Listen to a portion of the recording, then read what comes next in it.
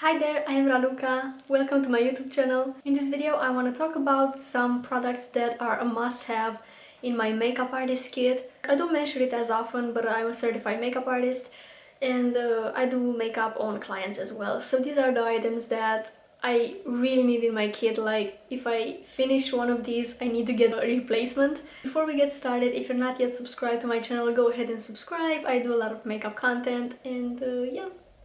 So the first item that I truly need, like it's the best I've tried in this category, is the Too Faced Shadow Insurance Eyeshadow Primer. Yeah, it really makes the eyeshadow so long lasting. If you follow me, you know that on myself I use the Urban Decay Primer Potion. It's just that I have it and I discovered that Too Faced is way better, so I use this on myself just to finish it so I can use the Too Faced Shadow Insurance on the clients. So that was one. Another product that I can really rely on to be very long lasting, it's the Estee Lauder Double Wear Foundation. I do have a bunch of shades of this. I like getting a neutral shade and a yellow shade so I can get that soft yellow look. Yeah, that works best for me and my clients. Yeah, it's just a very long lasting foundation. It has a matte finish, it has high coverage. So if I have a client that has very dry skin or mature skin, I pretty much skip on this foundation. So this is for my like young clients that most of them have combo skin and not like really dry skin. But if I have a client with really dry skin or mature skin, I either use the Your Backstage foundation or the Reboot foundation from Makeup Forever. This is a really great hydrating foundation, and this one is not really that hydrating, but it has very thin consistency. It's basically water, so it doesn't emphasize fine lines. It's great for mature skin, and it's pretty long lasting as well. By the way, I feel like I'm the only one that says this, but I really like doing makeup on mature skin. I feel like I can make them look younger, and that for me is amazing. Like, I feel so accomplished when I'm doing makeup on mature skin. So yeah, that's everything as far as foundation goes. Another product that is a must-have for me is the All Nighter Setting Spray from Urban Decay. This again really makes a difference in the longevity of the makeup. It just melts everything into the skin and just makes everything even more long-lasting. So I really love this one. I can rely on it to set the makeup and just make it wear all day, all night long. Oh, I just found another one. I haven't thought to mention this, but I use this in almost every makeup look that I do on others. It's the Fenty Diamond Bomb in the shade, it's dirty, sorry. It's in the shade How Many Carats. It's just their white one. You can easily break this, it just falls off that, so that's a downside, but the product is just gorgeous. Like, it's pure glitter, it has a transparent base and it's just white, silver / white glitter.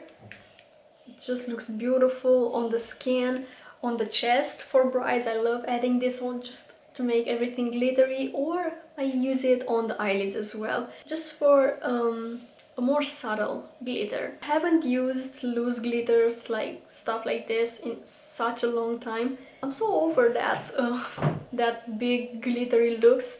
I just don't like that anymore, so instead I just use this one to add a pop of glitter. I feel like it's much more subtle and just, yeah, it looks classier in my opinion. And last but definitely not least is, again, this is dirty, I just can't clean it.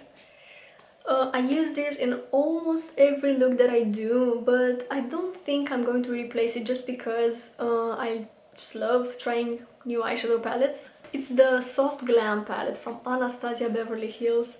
As you can see, this is pretty used. Like, I use this on, like I said, on every client that I have, at least a few shades of this and then combine it with other palettes, but this alone is so useful. I feel like I did so many looks with just this palette without needing to add anything.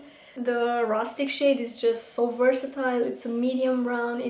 It's great for intensifying the looks, but if I want to do an even deeper, more intense look, I add the Cypress Amber shade, and of course Burnt Orange is a great transition shade. Also starting to use Orange Soda as well as a transition. Oh, and also it's amazing that it has a black shade. This is so useful. Most of the time I do smoked wing liners on clients. I don't really do that graphic wing liner like I'm wearing right now. I mean, I do if the client asks for it, but if the client lets me do whatever I want, I won't do a graphic wing liner like this. I would do like a pencil liner and smudge it and then apply a black shadow on top just to make everything smokier.